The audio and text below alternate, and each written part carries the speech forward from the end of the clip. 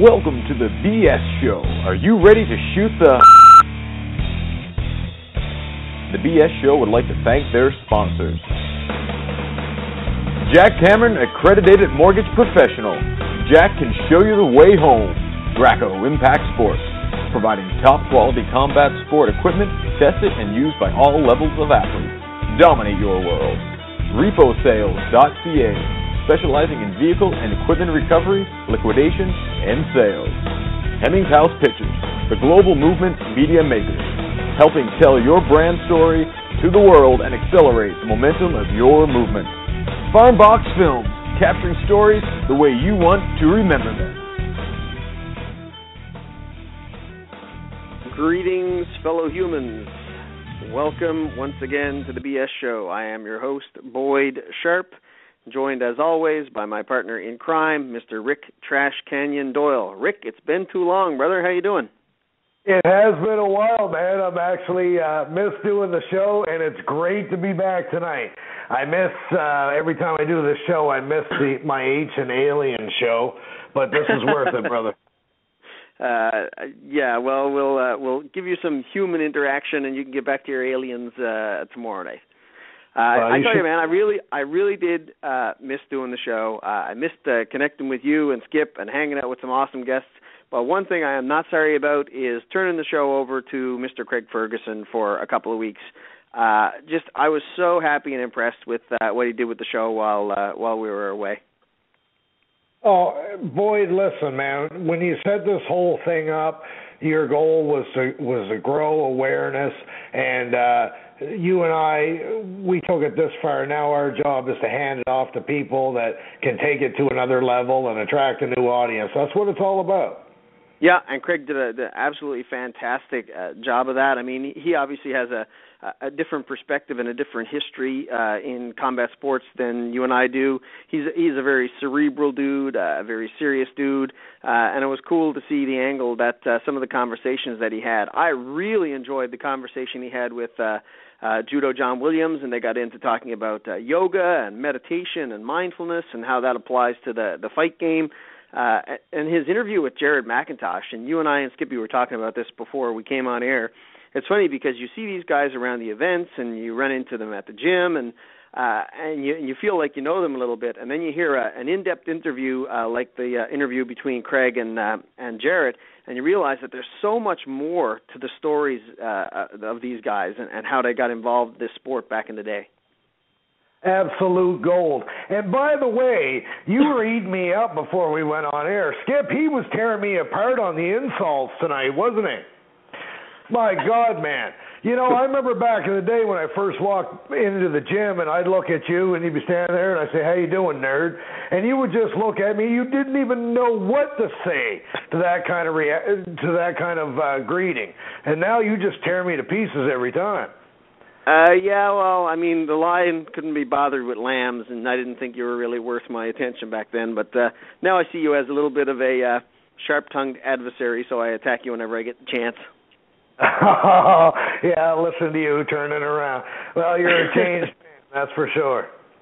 Cool. I do want to throw it back again. Big thanks to Craig Ferguson. It was awesome having him step in and take over the show for us for a little while. He gave some awesome coverage of the Abaya BJJ tournament.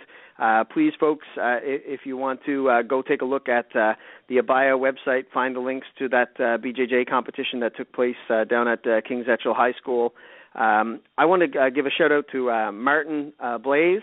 If you go to Agro Photography, you'll be able to find some awesome photos from the Abaya Open. Martin actually traveled down to the event with me, but unfortunately my daughter fell ill when I was there, and I had to leave partway through the day. But Martin posted some fantastic photos from that competition. Craig also broke down a little about the Numa Cup judo tournament here in Halifax, Nova Scotia, back at the beginning of May. They had 298 competitors. I think it's the biggest turnout that they've ever had. So awesome to see judo thriving in Atlantic Canada. It was also awesome to see some of the hardcore BJJ guys competing and medaling and doing really well at the Numa tournament as well. And then obviously Craig has done some setup for the new Submission Series Pro event that we'll be we'll be catching here in just a few weeks. Super excited, actually, to get him back on if we can, Rick, as we get closer to that Submission Series event, so we can learn a little bit more about these athletes that we're going to have the privilege and the honor to see compete on that stage. Yes, man, and he can speak the language, and he can ask the questions. He can do the stuff that we can't do, and it's awesome, because you can just sit back and learn so much. Yeah, absolutely. It was super educational, super entertaining for me, and I haven't formally worked out with Craig for him to come back on and do some shows. But if he's open to that, I can't wait for him to take those conversations in some weird and wacky directions that you and I would never have thought of. So I don't know if you've had a chance to speak with John Foster since the Abaya tournament. You and I stopped in there. It was a great turnout. I love watching the kids' competition. I had to leave early, unfortunately, that day, but that was a great event. Yeah, fantastic, wonderfully run event, as was the Numa Cup. Just really tremendous to see amateur combat sports, certainly grappling-based, so active. And I pointed out to somebody when we were at the tournament at Abaya that it's fascinating to see how well that event is run and how much support there was by all of the BJJ schools throughout Atlantic Canada when it's grassroots. There's no Sport Nova Scotia, there's no Sport Atlantic, no Sport New Brunswick that's behind Brazilian Jiu-Jitsu in Atlantic Canada.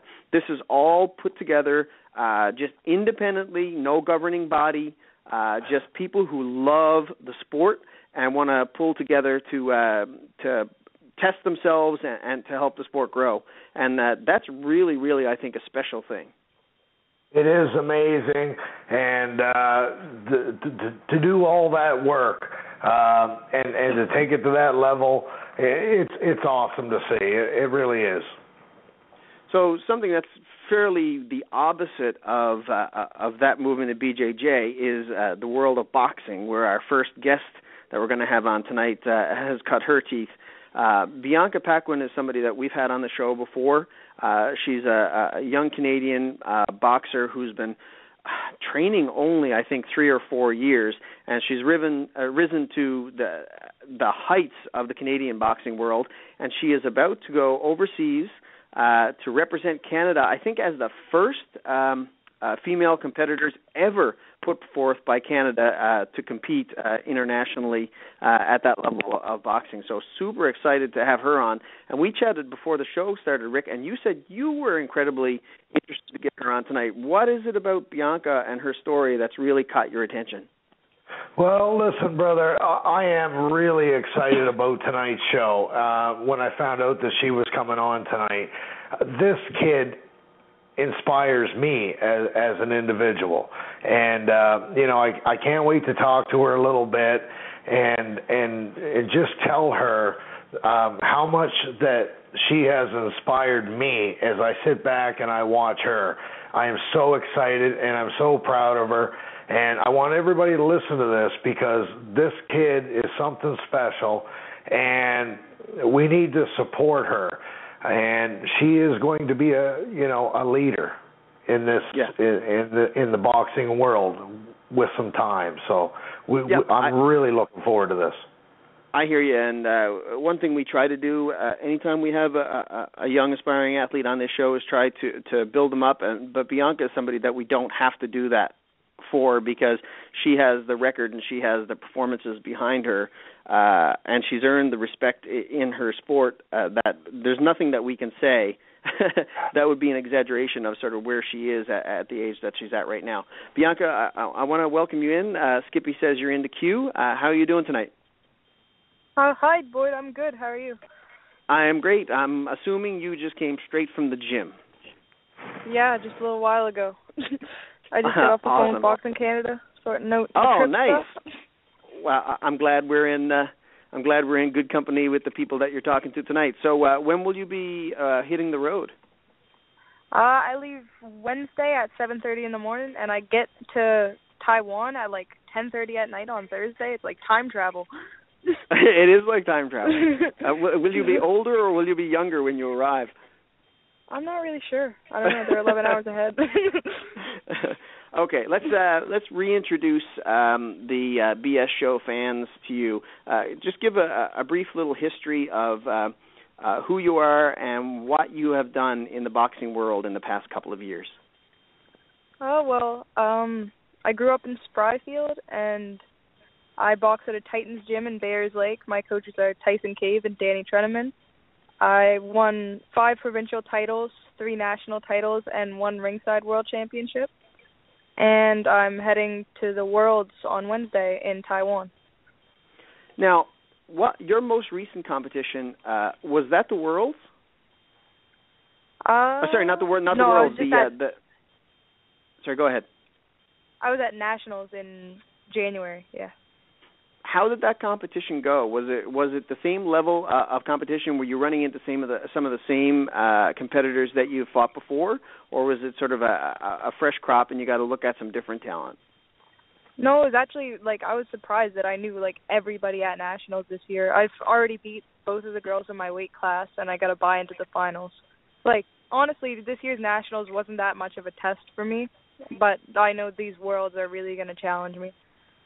Did you know that going into the Canadian Championship, or was it something you discovered when you arrived? A couple weeks before, they put up a list of the fighters, and originally there was only one who I had already fought before, but then another girl moved down to our weight class when we got there, who I'd beat before at the Nationals. So you didn't have to fight her at all. If you'd known that you were going to get buys through to the finals, do you think it would have in any way altered the way that you trained, or have you kind of gotten to the point where you just have a system and you train the same way all the time? Yeah, I just kind of train hard all the time because I just try to be ready for any fight that comes along, and you never know how fighters are going to fight, and they might have gotten better since the last time you fought them. So you just got to be ready. That's actually a really good point. People who've been fighting for many, many, many years will say that when they have a rematch against an opponent. But when you're talking amateur ranks and you're talking very young athletes who are really developing and probably developing quickly, I guess that becomes even more important. You could get a very different look if you fight somebody even less than a year apart. How did the match go at the Nationals? I won a unanimous decision. That was my 3rd time fighting that girl that year, actually. It's the only girl that I've ever fought that many times. And how did she compare? Was it very similar to what you experienced with her before, or had both of you changed enough that it was a bit of a different fight? She actually fought a lot differently. I don't know. It wasn't a very entertaining fight, even for, I was even getting bored in the fight. Because it was just, a lot of holding, and, I just had to, back up and fight, and that's what won me the fight, I'd say. Did she watch the Mayweather fight before or after? I got it online, to be honest. Okay, I got another question for you here, and this is not really a boxing question so much; it's a media question, because you've been around this sport long enough and you've gotten enough attention from the mainstream media, but they always seem to keep going back to this angle of, oh, it's this little girl who was bullied. Oh, it was this little girl who was overweight. Is that starting to bother you? Yeah, because okay, so this week I was in the Metro, and I specifically told the reporter. She asked, "Were you ever bullied in your life?" And I said no.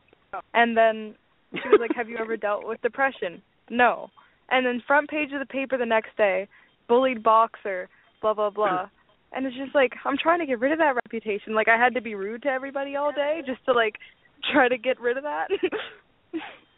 You know what? It was that Metro article, and I don't even want to name the paper. I'm sorry I even said it. It was that article that really triggered this in my mind, because I'm lucky enough to know you a little bit from around the gym and to have followed you as an athlete as well. And I read those articles that came out in the local papers, and I'm like, these guys are completely missing the real story here. It's insulting to me that they're disregarding your performance as an amateur athlete at the highest caliber in Canada, and they're ignoring the accolades that you've gotten and the awards that you've won and everything that you've accomplished in the sport to sort of twist a little feel-good story that they think will appeal to their readers. Yeah, they just want a sob story. Exactly. Yeah, And anybody who knows you know that really the last thing that you're ever going to be legitimately giving them is a sob story. So, yeah, I just wanted to really give you an opportunity to voice what you just voiced. And for the mainstream media, I hope you hear this, and I hope our fans reach out to them and say, listen, you need to follow the real story of what a legitimate, well-trained athlete is accomplishing and not go for the tearjerker bullshit story. Yeah, really, though. Okay, I am going to turn you over to Rick for a minute, and then I want to talk a little bit more about what you have coming up in the next week. All right, cool. Bianca. How's it going? Not too bad. It's an absolute pleasure to have you come on this show. And I just more or less want to tell you what my thoughts of you are. And when we said it on this show, we wanted to have athletes from all different sports and all different gyms.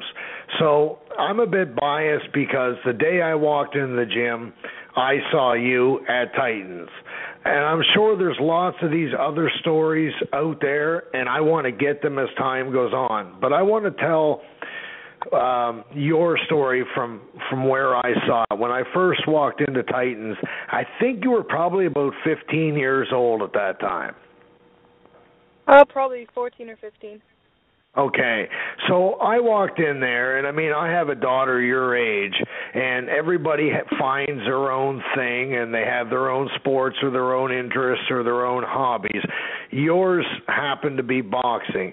So when I walk into a gym, the majority of the people that I saw in there were, young guys, a few girls, and you were the standout in the gym. This young girl that would have been young enough to be my daughter, in there day after day after school, punching the bag, training as hard as anybody in the gym. And it's a true inspiration to me to see that happen. And I'll tell you, there's many days I sit on my couch and I really want to watch Star Trek, and I think, you know what? Bianca's in the gym. She's training right now. And if she can do it, I damn well better get off my old fat ass and get in there and train. You're a true inspiration to people. Oh, thank you. I don't know if you realize that, but the people involved in combat sports, from my experience looking at it, tend to be leaders. And as you grow up, I hope you take that leadership role and run with it, because you are a person that people will look up to with the work ethic that you have. I hope you run with that. Thanks, I'll try to. I don't know, it's just natural to me to train. I can't sit on the couch and watch Star Trek. I need to be in the gym. I get stressed out when I don't go. It's great to see, and you are a true inspiration. This upcoming trip, it's obviously very financially difficult for you to pull these big things off, but what an honor, to get these opportunities. How are you handling the financial end of things? Are sponsors coming to help you out on this? Governing bodies, what are you doing? Well, I have Jerome Wilson. He gave me quite a bit of money towards it, but I really don't have any sponsors right now. Like we had to drain our bank accounts. It's been a really, really rough financial time going on this trip. It's cost about $7,000 so far.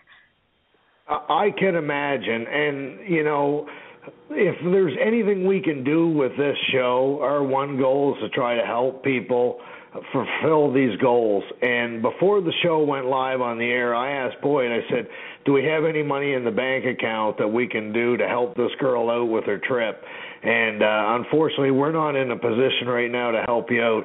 But what I would encourage anybody listening to this show, this young girl is going to represent Canada. She is going to travel around the world and represent at her age in a sport. We need to help her out. Boy, do we have any T-shirts or anything like that we could give her? There's nothing that we have right now, but I will tell you the moment that this call is over, I personally am going to go and make a contribution. Can you tell us how we could do that? How can people support you, Bianca? I'm sure I saw something online the other day where there was like a GoFundMe or something where people can actually just go and plug in their credit card. Is that correct? Yeah, I currently have a Make a Champ campaign. It's at makeachamp.com/Bianca Paquin. And thanks, by the way, if you're going to contribute. No, absolutely my pleasure. And I wish I could give you more, hun, but money is tight right now. But I'll throw $5 in there tonight for you if that helps. Oh, don't worry, guys. You guys are good. Rick, half of everything I contribute to Bianca will be from you, and you have to come wash my car. That's not going to happen. Well, maybe in this one case. Okay, well, I want to point back to the boxing for a minute, and I will revisit the ways that people can support Bianca at the end of the interview. Bianca, tell us a little bit about this competition and the fact that, if I'm not mistaken, Canada has never sent female athletes to this particular competition before. Is that right? No, it's like a very big deal. Me and Taylor Ross from Cape Breton were the first females to ever be sent to a youth world championship by Boxing Canada. So how did that come about? I don't know. Last year they had told us that they were going to send us somewhere, and then they didn't send us anywhere. So we kind of made a lot of noise about it because I feel like we deserve to go, and I feel like they're deciding to send us this year because of such a fuss we made last year over not going anywhere. Awesome. Good on you, and good on everybody who had a voice loud enough to convince them to do that. Now, who's this other athlete that you said is also from Nova Scotia? Taylor Ross. She's from Sydney Amateur Boxing Club. She nice. fights 75 kilos. Sorry, say that again? She fights at 75 kilos. And is she somebody that you've run into at local competitions? Is she somebody you know and trained with, or are you only meeting her sort of through this competition? Oh no, we know each other. We've been to a bunch of competitions together. We've been to every nationals, every ringside. We're friends. Awesome. Now, you said this competition is in Taiwan this year. Exactly when is the competition? And do you know of any way that we're going to be able to watch that? The competition starts on Saturday, and to be honest, the fights are probably going to be in the middle of the night here because it's 11 hours ahead there. But I'm pretty sure that it's streaming online on iaba.com. I'm not exactly sure what the link is, but it shouldn't be too hard to find. But it's free, actually, I'm pretty sure. I will do some digging, and if I can find that, Skippy, also I'll throw this out to you as well. If you can help us find out how we can get that stream, that would be absolutely fantastic, because middle of the night, middle of the week, middle of the year, I don't care when this is, I'm sure there are a ton of people in Atlantic Canada that will set their alarm clock and get up to catch that. Yes. So how much do you know about the level of competition that you're going to see over there? Well, it's there's 45 countries in my weight class. They're all national champions, so it should be some pretty rough competition, I'd say. But I'm positive. I've been training really hard. I've had a lot of good sparring, and I've been in the gym every day, so I'm looking forward to coming home with a medal. Did you get anything? Did you do anything specific for this particular training camp, knowing that it was going to be a different level of competition? I've been running a lot more. I've been running 8 kilometers in the morning, 8 kilometers at night, because I know I have to fight 4 times at least, to get to the gold medal. So I'm very well conditioned right now. Fantastic. Well, Bianca, I want you to give the info again on how people can contribute and support you and your family as you chase this dream, because it's the number one reason why Rick and I wanted to start the show, and you're an absolute prime person for us to focus that on for the next short period of time, because what you're doing is truly amazing. We love the fact that that you're doing it. It's extra special to us that you're a member of our local combat sports scene and a member of a gym that we've had a privilege to train at. And I just want to give you an opportunity to, again, let people know how they can get behind you and show their support. Thanks, but okay. It's makeachamp.com/Bianca Paquin. You want to spell Bianca Paquin for people? BIANCAPAQUIN. There it is, folks. Do the right thing. If you were one of those people bitching and moaning about wasting your money on Mayweather and Pacquiao, you can shut your stupid traps and you can spend your money on something way more worthwhile. Make a champ, Bianca Paquin. Do it. Rick, you said you want to jump in with one more? Yeah, just one quick thing. Bianca, you've been training a lot with Tyson Cave. He's been taking you through your training camp. How has that improved your game? Well, just being around Tyson, you pick up, the little things that he does in his fights. And it makes you a better boxer, and you're always training with him, and he's training with you. So it's you kind of get competitive and you want to train harder than him. So that's what helps me train with him. Fantastic. Just don't ever pick up his trash talk. Yeah.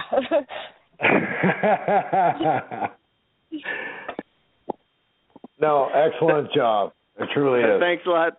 Thanks a lot for joining us, Bianca. Like I said, we'll get that information out to people, and we'll all be following. And we can't wait to celebrate with you when you get back. All right. Thanks, guys. You take care. Hi to your family. All right. See you later. Bye. Rick. Yes, bud. Absolutely fantastic interview. And isn't she getting more media savvy too? Oh, absolutely. And I mean, to watch her, grow in front of us, this lady deserves our support. And it's an absolute privilege to watch her progress through this. She's Nova Scotia's $1 million baby, and or Halifax's $1 million baby.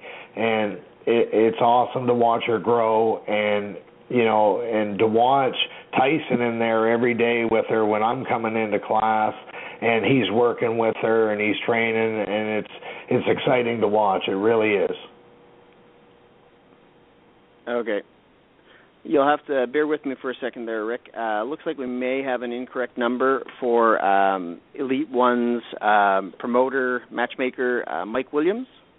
So I'm just reaching out to Mike to confirm that he sent us the correct number.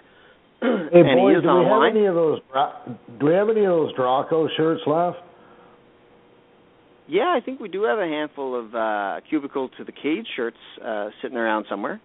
Oh, let's throw one of those to Bianca. Maybe she can sell some tickets on it or something. Might pick up a few bucks off something like that. Yeah, let's give it a thought and see what we can't find. Absolutely.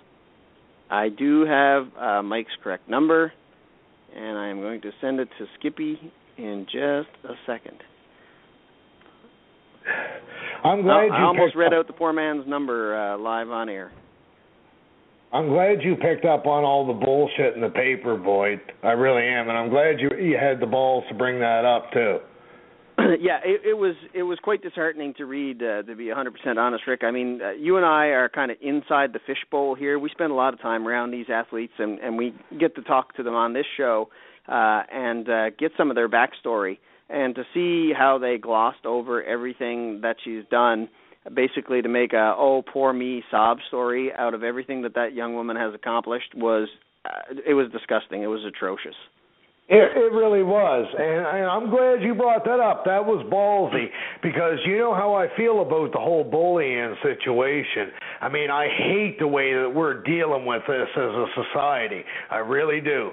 And it really pisses me off when I see an athlete like Bianca that goes in and trains her heart out, accomplishes the thing she does, and some idiot in the newspaper wants to put the whole losing weight and losing weight and bullying thing just to get a story that everybody will go, I'm glad you brought that up. Well, dude, do you remember the last time that there was big mainstream coverage of combat sports in Atlantic Canada, other than the Tyson Cave debacle when he lost that horrible decision, was when the UFC was here, and they misquoted Peter Martel saying that regional MMA was dead in Atlantic Canada. It's like, and then I called Peter right away. I was like, Peter, what the hell were you saying to this reporter? And Peter's like, I did not say any of that. And I was like, These guys just get it wrong on every term. The mainstream media in Nova Scotia, in particular, gets it wrong with combat sports every damn time. Yeah, absolutely. And I remember that came up on the Cubicle of the Cage show, and you were talking about bullying a bit. And I was like, oh, fuck, is this where we're going with this, right? But then I did realize you did spend half your high school years shoved in a locker. I mean, you were legit. No, it wasn't a locker. It wasn't a locker. It was a garbage can. But that's a story for another day. So we got other things to get onto. We do have... It wasn't in this case. Yeah, exactly. We do have Mike Williams on the line with us. Mike, I had a little bit of trouble getting you in there. Thanks for joining us. Well, thanks for having me on. Awesome. Your first show back on the scene in New Brunswick is well behind you. The celebration's over, the hangover is past, and you're on to bigger and better things, taking over St. John, New Brunswick. Yeah, we're looking forward. We're having the first event in St. John. And it's we're going to set the bar there, and it's a challenge doing it outside your hometown there, but it's all coming together. I was gonna jump into that right off the top. It's May 30th in St. John. What challenges have you experienced promoting in St. John for the first time? Well, they've never had the event before, so it's getting everything in place, like dealing with the fire marshal, having the right pretty well getting the venue ready for the event, and everybody's nervous about the first show. They want it to go right. And it's going to be challenging, but it's all come together. It's just like I said. It's just dealing with the venue being ready for the amount of people, and you go there, the venue will hold so many people, but then you get cut down, and then you got to deal with public safety, and it's a challenge, like I say, and especially, like I say, it's not in your hometown, so you got to go back and forth constantly there. So, yeah. By and large, have the people in the city and with the venue and the various services that you need to have lined up, have they been supportive, or do you get the sense that they're a little more on edge considering it is a combat sports event? No, we're getting great support. We're dealing with Howard Johnson's, and they're right pretty well on the same block as the venue with the LBR, and they're great. And like I say, we're getting really good feedback, from different sponsors and different people around. The fighters and the gyms are, they're all very supportive. So we're, like I say, it's definitely it's a positive. It's a positive, but we just got to get over the hurdle of having that first event. And like I say, the first event in any city is going to be a challenge to start off with. So, yeah. Absolutely. What is the venue? It's at the Lord Beaverbrook Arena, or rink. How many people can that arena accommodate? Well, it's supposed to accommodate 3,500, but with the fire marshal and being the first show and this and that, they got us cut down to and the exits and the bathrooms and everything. They got us cut down to 2,200. I tell you, man, if you get 2,200 people in there with as many hometown fighters as you have on that card, I'm going to be dying the fact that I'm not sitting there cage side watching it. Oh, for sure, yeah. Well, I think 2,200 is going to happen. I'm not, like I say, the tickets are going really good. The fighters are really moving on the tickets, and it's definitely going to be a great show. Yeah. Fantastic. Run us through your top 2 or even 3, if you want, headline fights on this card. Obviously, your title fight between Aldrich Keith and Adam Hunter is just a fantastic bout. Oh, that's going to be a great fight there. I've been, like I say, we were trying to set this up before, but Aldrich got injured, and we just, just wasn't possible. So, but it's definitely going to be like their losses are like for both fighters. Their only loss was to Mike Kent. So, like I said, that fight there, I'm definitely looking forward to that fight there. It's ranked with Top MMA News. They're in the top 10 right now, so it's one that we're all pumped on. And Eldrick's up in Montreal training right now, and Adam's training, so they're both coming in hungry. So that's I tell you that fight that fight definitely is really high on my radar because Aldrich has been training in Montreal at TriStar for quite some time. He's obviously a fantastic, skilled fighter, but Adam is just an absolute beast and savage. I mean, that guy has, I don't know, less than 90 seconds fight time in his past 2 or 3 fights. I mean, the guy is just getting in, getting out, getting it done. To see him come up against somebody the level of Aldrich Keith is just going to be a fantastic fight. Oh, yeah, you can see it in Adam's eyes. Like, you can see he's hungry. He's hungry. And like I say, I think this is going to be a different fight than when he fought Chris. You know, like, I knew, I figured with him and Chris that it was going to be a pound fest. They were going to come out and just start swinging and somebody was going down, like, you know. But I think this is going to be more of a technical fight. You know, I don't think Aldrich's going to stand up and pound with him. I think Aldrich's going to, you know, try to wear him down, and you know, so it's going to be different. Yeah. So, but like I say, you can see Adam when he comes out of the gate. You can see it in his eyes. He's hungry. Yeah, absolutely, and it's going to be interesting to see how Dana Dickinson has prepared him for this fight, knowing he's going to be fighting an extremely crafty and well prepared fighter in Aldrich. Oh, I agree. Yeah. And now my co-main event there with the Roche and Gary Brown, that there, like, originally we had Matt DeRoche scheduled to fight Maverick Cox from Fit Plus, but due to an injury, Maverick couldn't take the fight. He had to pull out.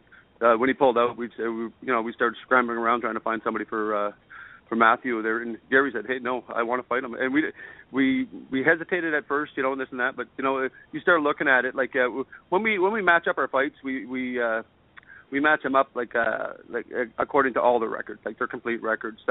Where like before, a lot of the older fighters they never had the amateur to fall back on. Like they couldn't start with the amateur and go pro.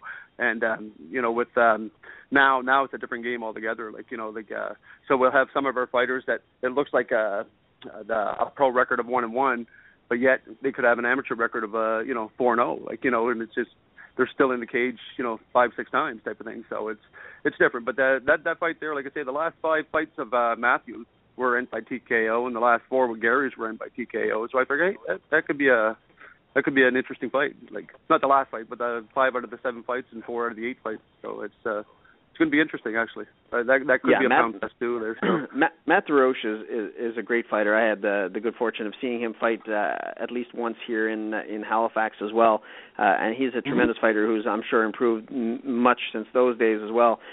For him to have fought Maverick Cox, I could have put that on as a main event in my cards, because Matt's a great fighter, but Maverick Cox is just an absolutely phenomenally talented and ferocious fighter. I would have absolutely loved to have seen that, and it's a shame Maverick did sustain an injury and have to take some time off. I thought Gary was retired, actually. The last I heard him mention about MMA was that he wasn't going to fight anymore. Yeah, he was. There was an issue with. He was one of his fights. He had headaches or something after his fight and all that. So he was, you know, he got nervous and this and that. And he's been going through MRIs and going through all the tests and everything. He wants to get back in, you know, and he got cleared by 2 doctors and this and that, and he's ready to go. And yeah, so. Well, good on him. I hope he's done his due diligence, and I hope he's perfectly healthy. And really, really great to see him back in the sport, because he's just an awesome stand-up guy, and I hope wish him all the best. Rick, you said you wanted to jump in and ask Mike a couple of quick questions. I sure do. Before we get going, though, I think it's Cokes. I don't think it's Cox. Oh, yes, it is Cokes. Okay, yeah. You're right. There we go. Sorry absolutely. about that. He's one of my favorite guys to watch, and I remember had him on the show, and he told us about that. I think he said the only person that told him that was TJ. Mike, thanks very much for coming on the show, and I'm very curious about what you're doing on the business end of your operation now. We're seeing you travel to different towns. What kind of business plan do you have put together? Now, I come from a pro wrestling background, where if the WWE was coming to Halifax, everybody from Nova Scotia would travel from everywhere to watch that show. But when you have the local independent promotions, if they put a show on in Halifax, only the people from Halifax would come. So what you have then is a promotion that says, okay, we recognize we're not going to draw from far away, so they begin to travel town to town. Is that something you're looking at, that your business plan says, hey, we may go in this direction? In a way, like when the province first opened up, we were looking at that. We were definitely looking at that. But we love doing the casino. We love the casino environment, and I think it'd be just too like after experiencing the show in St. John, we realized that it is hard when you pull out of your hometown. So chances are we'll do the odd show outside of the Moncton, but we're still going to do pretty well. Most of our shows are going to be at the casino. The casino, it's the environment's definitely there. The show, the production value of the show is there. And it's just it's like I say, the hometown. And now that the province opened up, there's going to be smaller promotions going around here and there. So starting off, so.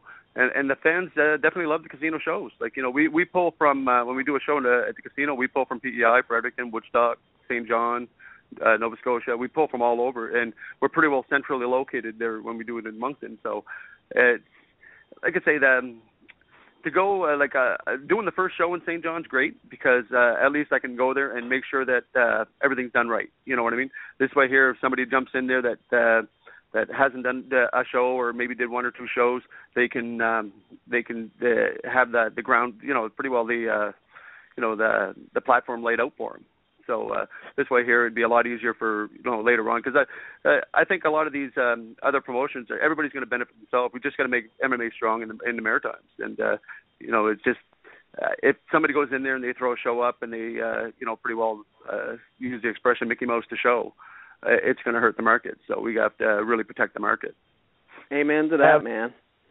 Absolutely, and this really leads into my next question, because I do kind of foresee a territorial thing happen, which I know about in professional wrestling, where a certain company operates in a certain area.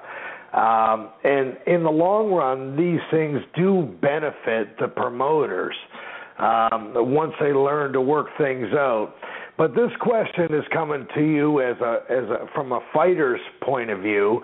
We're now looking at 3 independent promotions in a very small territory.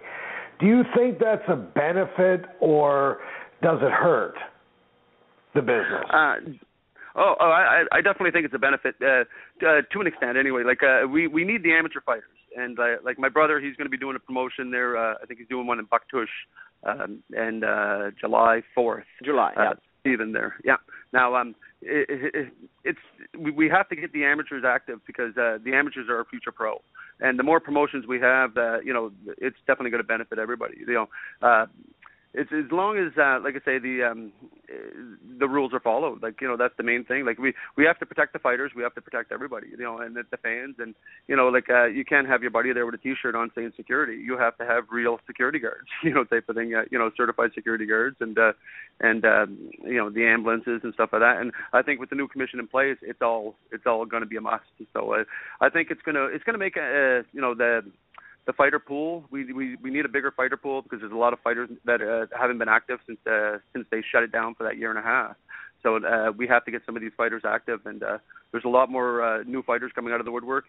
You'll see my amateurs. My amateurs are all fresh amateurs. They're just ready to go. And that's just that's only one card. So. But I need these smaller promotions to build up these amateur records, so that I can go to the show and decide who I want. Because we don't use an amateur unless they're 18 and over.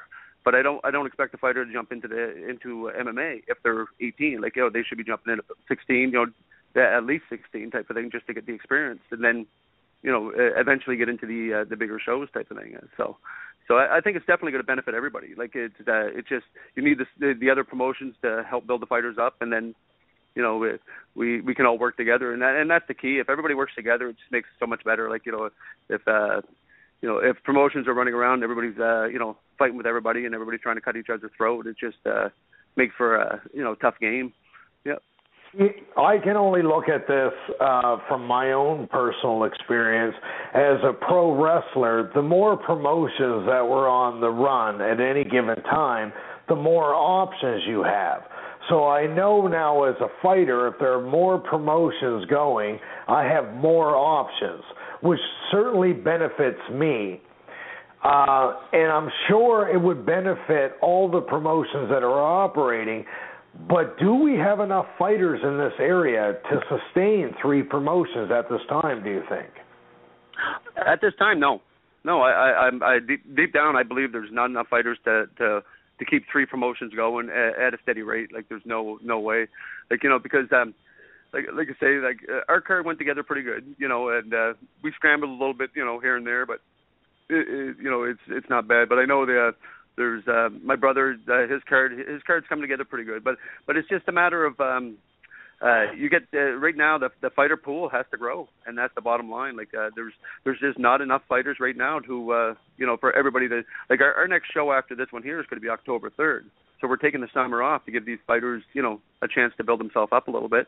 And once we there's a few more shows going on, this and that, we'll be, it'll increase the fighter pool. But like you say, if there's too many promotions, especially with the fighter pool we have right now, somebody's going to be losing money. So the way I'm looking at this now is that if there are fighters in this country that want to fight, Atlantic Canada is a place you need to move. Because with 3 promotions, move or be willing to travel to, Rick, and that's 100% right. We need fighters from outside this area to realize that there's some great opportunity to align with some very well-established promotions in Atlantic Canada. When you're talking ECC going up on 20-odd shows, when you're talking Elite One in the years that they've been running in New Brunswick, Western and Central Canadian fighters need to realize that this is a place that they can really come and make a home as a fighter. And if that's the case, I mean, this is unprecedented. We're saying we have a need for fighters. We have a need for a workforce. Come to Atlanta, Canada. You don't hear that very often. No, that's so true, guys. Yeah, that's it. Like we're reaching out to Montreal and we're reaching out to Ontario. It's hard when you go further than that because once you start paying the airfare and everything, it definitely eats up into the budget. But if we had to fly somebody down from Ontario or not Ontario, but Saskatchewan or Alberta, we had no choice. Like we had originally had Darcy McKenna on the card, and due to medical reasons, he had to pull out. But he was from Alberta, so it's just we'll fly guys down here and there, and I got guys from Ireland that want to fight for us. I got guys from Brazil that want to fight for us. I get so many requests. It's crazy, but. Who's going to fly a guy down from Brazil? You know what I mean? Well, that's what I'm saying, Mike, and this is what may happen. We're putting the word out right now. If you're an up-and-coming guy and you want to fight and you're in another part of Canada or the United States and you want to get the fights under your belt, you want to get the experience, come move here because the work is here. And when that happens, we're doing something right. Yeah, and the other part of that, I guess, Rick, is something you and I talk about a lot, is we need to work with people like Mike, and we need to work with people like Steve and people like Ed at Hoiko and Peter and Wade at ECC to do everything we can to make sure there are more asses in the seats watching these fights and more sponsors helping out these fighters to ensure that we have a thriving fight industry, combat sports industry, that these athletes can participate in. Oh, I have to agree with you guys 100%. Yeah, 100%. No, like getting the fans in the seats, it's rough at times because you don't, you try so many different types of marketing and some work, some don't. But then if you're running both at the same time, you don't know which one worked and which one don't. So you're stuck to doing 2 of them. But yeah, and as you know, so much of it is about timing. Oh, it is 100%. Like the best show that we usually do is January, which is a scary month because one storm you're screwed, But we market to Christmas, and we usually sell out our January show every time we do a January show. January has always been a great month, and same with like this time of year, like our last card in March, April, because same thing, people are just so tired of being stuck in the house all winter, and exactly. That's it. So, and you got to avoid the holidays. You got to avoid, there's so many things you got to avoid, and so many things you have to look at. It's when we book a date, like we book our date at the casino a year in advance. So, like once our date's booked, like we're limited to how many dates we can grab, and like we're getting in there probably in the casino there probably sometime in the next couple of weeks to book our dates for next year. So it's just it's crazy, and if we don't market these events right, and you got to have the right fighters on the card too. Like you got to have your local fighters.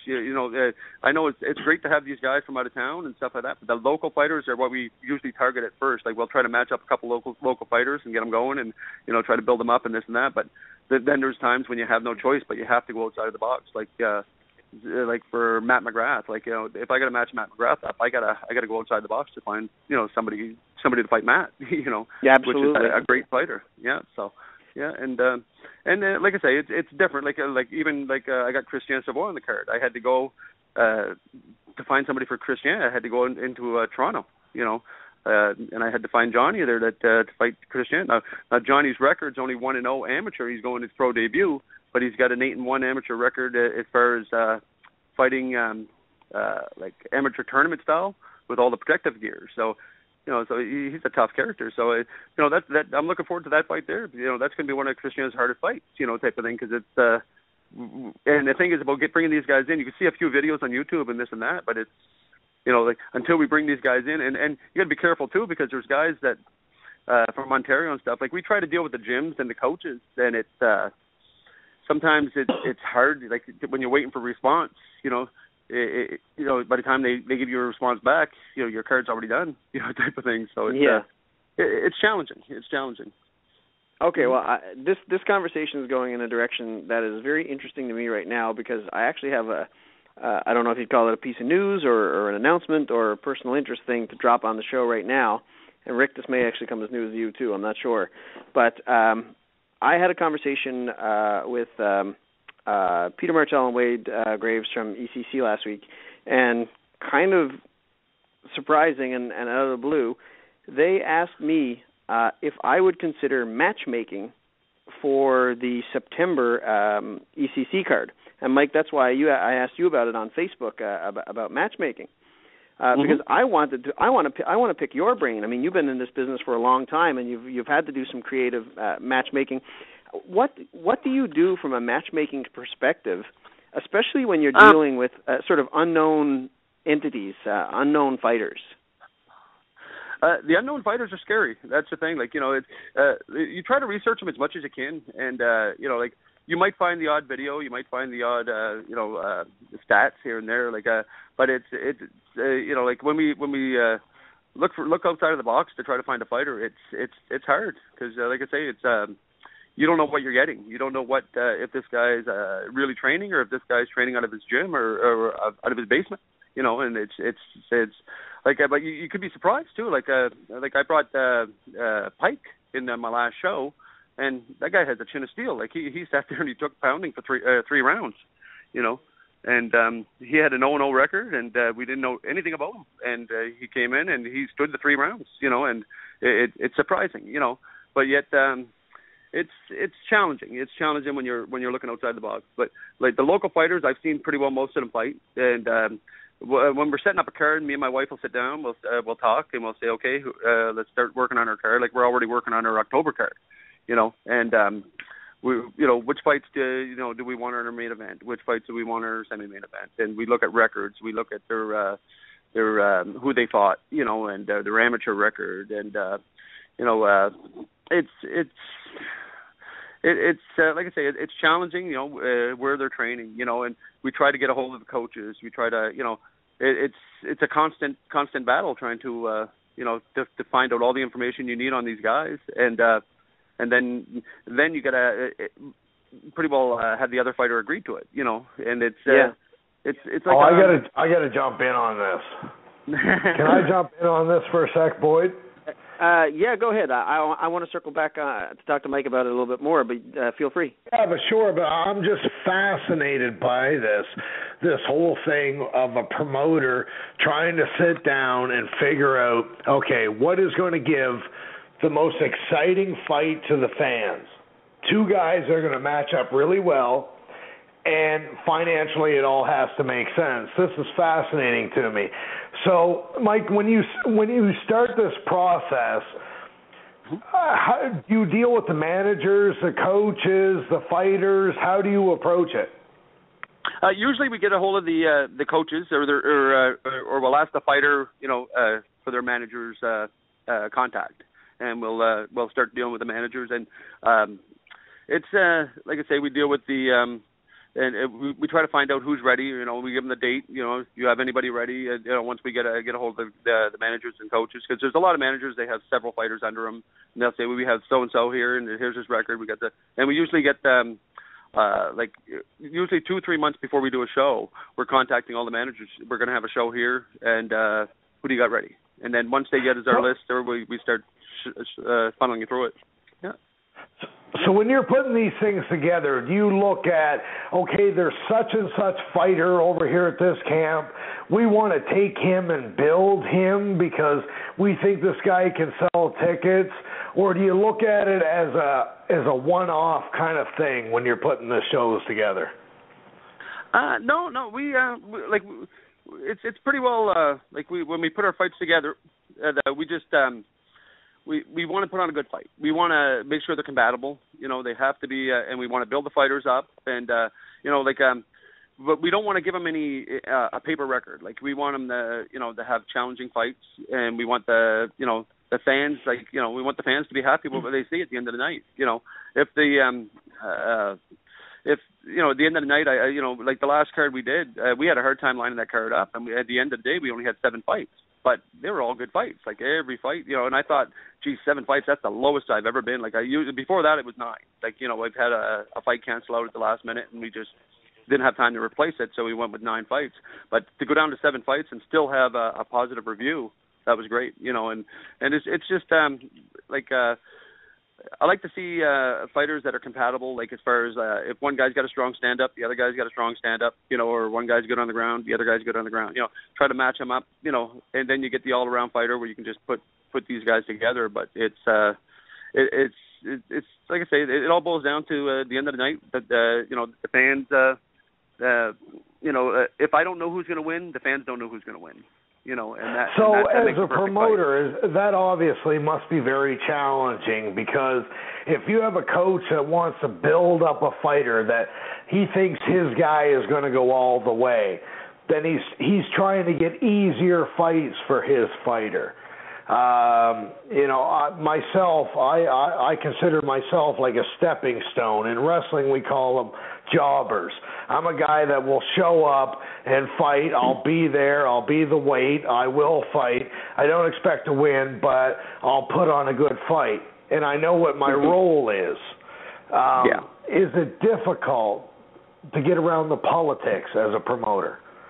It is. Yeah, there is.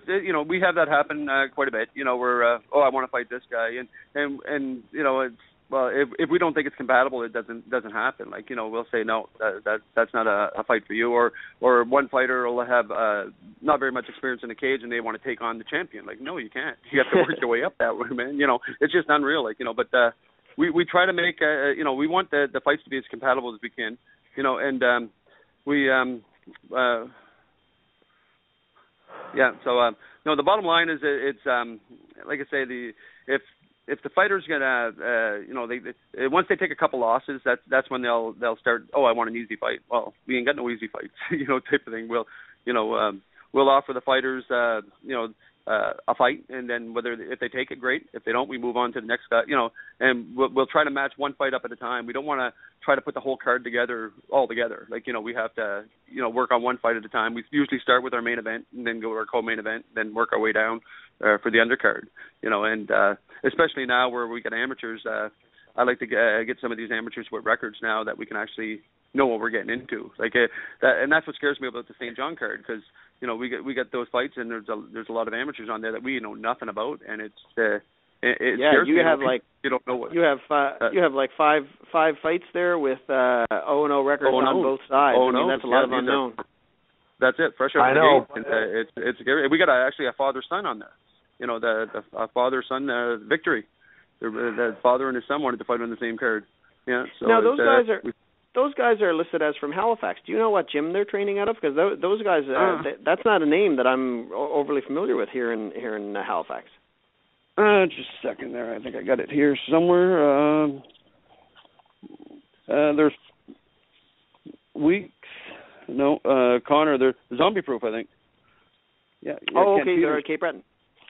Yeah. I'll have to give Kent a wave and get the background on that. That's a pretty intriguing story. I think Jordan Mean and his dad fought. I think maybe on the same card at some point in the past, but that would be the only other time that I've ever heard of that happening. Yeah, I thought it'd be an interesting concept. He said he wants to fight in the same card as his father, and I said, let's see, talk about it and this and that. And we managed to find him each a fight, and it should be interesting. Yeah. One thing that Rick touched on a while ago when he was talking about promotions moving around is you do have the opportunity when you hold a card like that to do some matchmaking around where people are from. Like Rick was saying, not everybody from St. John is going to come up to Moncton for a card, but you really do have kind of a home and away card set up with an awful lot of fighters from the St. John area matched up against fighters from fairly far away. Was that something that you went after, or because you were in St. John, did those fighters come to you? No, that's something we went after. We like, you need your local fighters, and that's the bottom line. Like, to do a show in St. John, we had to pretty well go down and get a hold of the local gyms and see who they had and set those fights up. The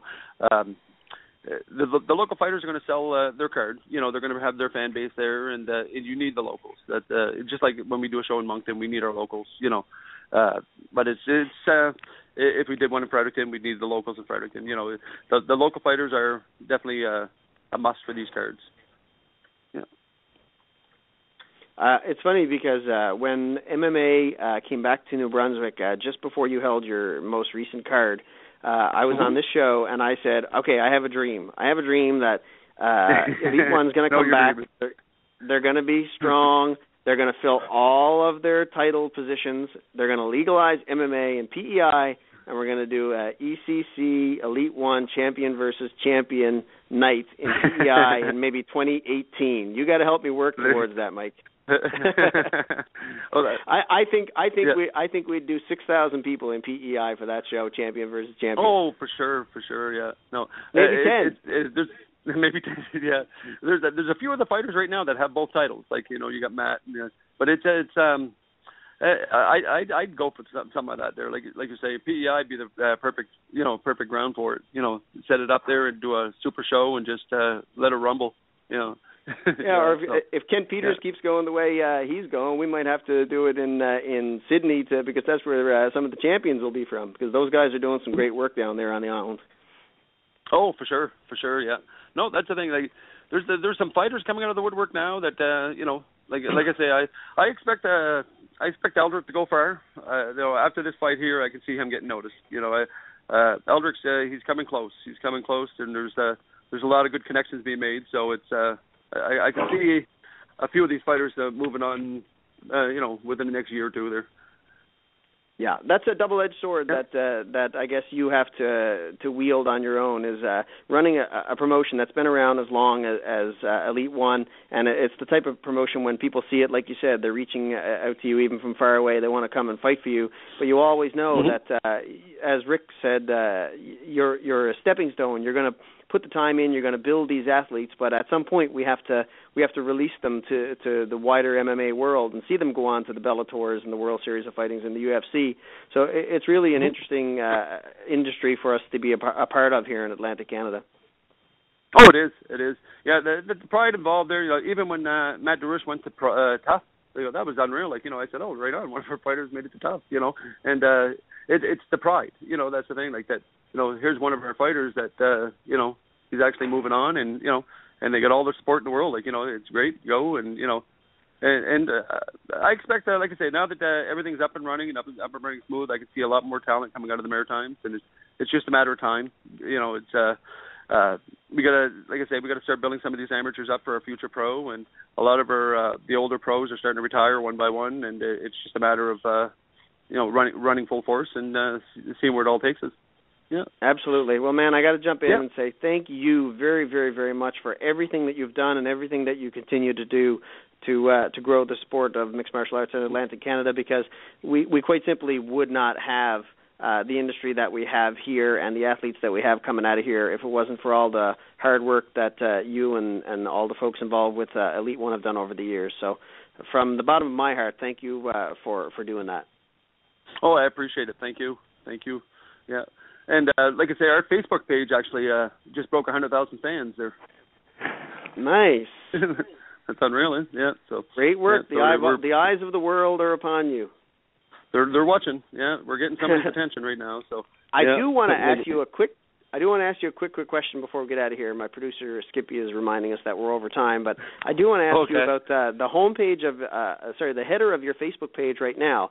Of all the great fights that you have on this upcoming card, you have an amateur bout as the headline, as the header image on that site, and that's Amanda Ryle versus Kirsty Cass. Where did that decision come from? No, what we're doing is we change it around. So I see. We change it every day. Like just we update it. We'll have Eldrick up one day. We'll have this one. We had our 100,000 one up. Especially now that we're the last month of the show. We'll just keep every day. We're going to be changing it, and it's going to be a different one up there. It might be Christian tomorrow. It might be just to keep it fresh.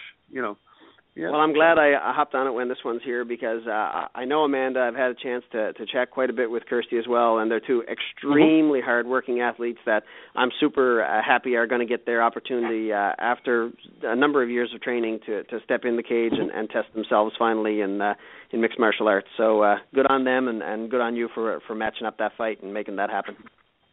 No, thanks, man. Yeah, like me, I've always liked to have the girls on the card. It's hard to find them because there's so few. There's so few. There's not many girls pretty well training for it yet in the Maritimes anyway. You could fly guys or girls in. And there's nothing quite like the pop in an arena when a women's MMA match is about to start. I don't know what it is. But there's, I think, in some level, because so many of the people who are attending these local shows are athletes. They're people who train MMA, right? You know yourself. The seats are probably 70% filled by people who are the training partners of the guys who are in the cages. They understand what a woman in this sport goes through and how hard they have to work for everything that they earn. I think when you get that big pop from an audience, for me anyway, I think it's a sign of respect for everything that they've done, and it's just such a positive vibe. Oh, it is. It is. We had Amy on the card there last year, there just before the shutdown, and that was just an unreal fight. It was. They stood up and started pounding, and it was a great stand-up fight. And like I say, at first I thought, but even Dana thought that at first. Girls in the cage, that'll never happen. But now it's a different game. It's absolutely. They've come in, they proved themselves, and they're they prove they should be there. If we can find more of them, we'll throw as many girls as we can in there. And it'd be nice to have a girl title up there eventually there and build these girls up for a title. But it's that would just a matter of time. That would be epic. Rick and I will be in the building for that. Yeah, you guys are going to have to attend one of my casino shows there. Yeah, then you get to see what we really do. Yeah. It just wasn't in the cards for St. John, but like I said, October. You let us know the date, and we'll book that right now. And shout out to Amy Pitt. She's got some. She was going to host another show coming up real soon, but I think she's got some other work commitments, and it's probably going to be a few weeks out before she can get on, but look forward to Amy getting back in and interviewing some more ladies involved with combat sports in Atlantic, Canada. I think she did a fantastic job, her and Courtney, the last time that they took over the show. Amy's definitely she's perfect for it. Yeah, she was on the radio there for C103 for that year that who was it now? It was off on pregnancy leave there, and she did a great job. Awesome. Yeah. She is an awesome lady, and we're super happy she's on board with us. Well, Mike, take a final couple of minutes, give a last shout-out for your card coming up May 30th. See if we can't get a handful more bums in the seats for you. There you go. Yeah. No, the card's called, just a second, I'll pull out the paperwork and get the complete card. It's called Annihilation, and the tickets are on sale at ticketpro.ca. And I'll give you my sponsors here. I've got some sponsors somewhere. My sponsors are King Vapor out of St. John, the Bomb Energy Drink, Sports Rock and Diet, Howard Johnson in St. John, Rock 88.9, Troy's Roofing, and Biz Solver. And like I say, the tickets are on sale right now, and they're available at St. John at Heroes Beacon at 25 Charlotte Street.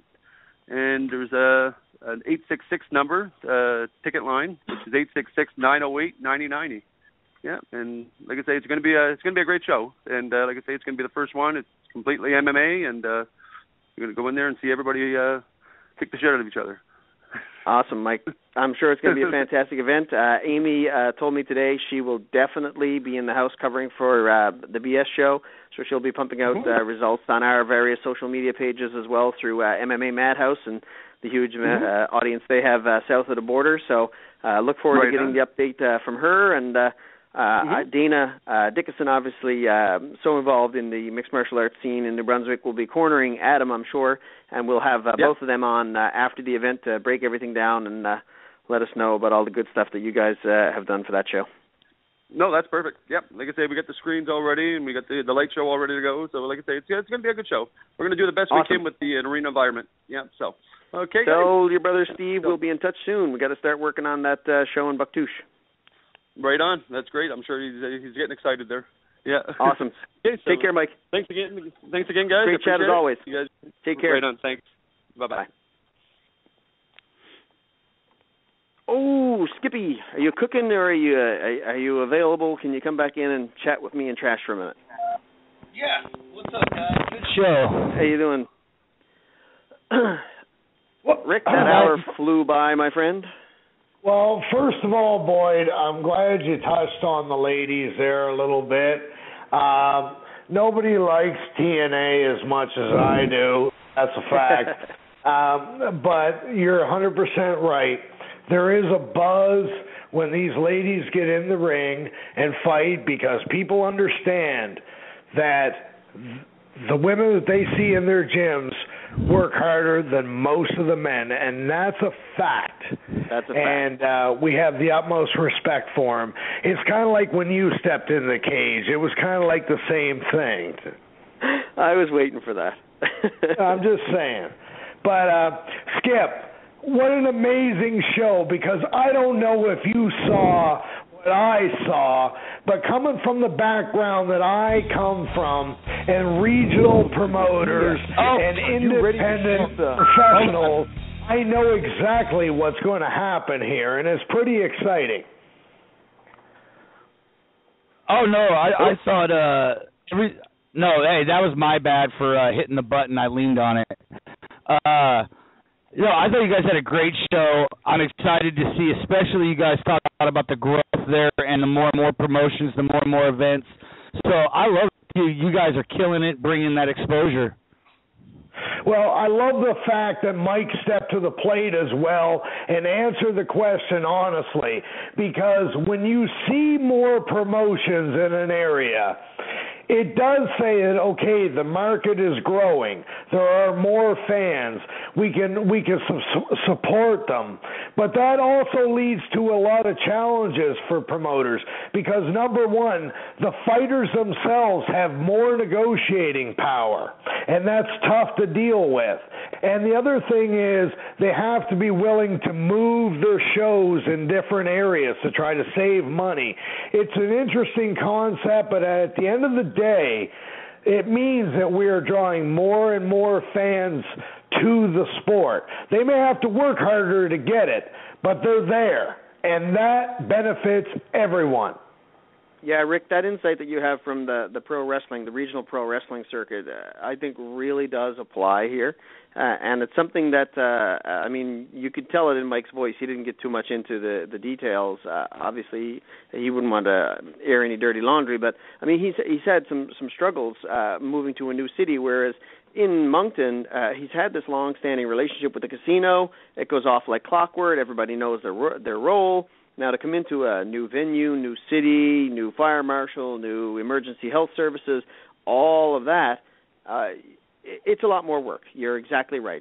But look at all these new fans that's going to bring in. He's not doing, I don't believe, 2,200 people at the casino every show. For him to be able to move down the road, put in the extra legwork, and good on him and his folks for doing that, and put 2,200 people in a place in St. John, how a number of those people are going to be willing to drive up the road to Moncton after they go in there and see a local fighter and get a taste for what these live shows are like. Exactly, Boyd. And the key to this success is these promoters can't afford to bring in fighters. So if you're living in Calgary, Alberta right now and you're out of work because the oil sands have dried up, we are saying if you want to come to Atlantic, Canada, there are promotions here that are looking for fighters. So if you're looking for fights, if that's what your goal is, if that's what you want to do, you can come here and you will get work. And I never thought I'd see the day where I was able to say that. Good stuff, brother. We've run over. We got to get on to some other stuff. I'm not exactly sure what we're going to be doing for the next 2 or 3 weeks. There's an awful lot going on in Atlantic Canada over the next 6 to 8 weeks. I'll put some stuff on Facebook the moment I know what we're going to be doing on each of the shows coming up, but certainly we'll be doing some Submission Series Pro coverage. Certainly we'll be covering Elite 1 and that show going on May 30th in St. John. And like I said, I'll be reaching out to Steve at Extreme Canadian Cage Rage to find out about that amateur show in Bucktouche, not to mention the show that Ed at Hoiko Productions is putting together for just outside St. John as well. So lots going on, brother. And as we say, that's enough BS for 1 week. Take care, boys. And remember to wear your sunscreen. And good luck to Wade Graves, representing Nova Scotia at the Nationals this week in British Columbia. Arm wrestling.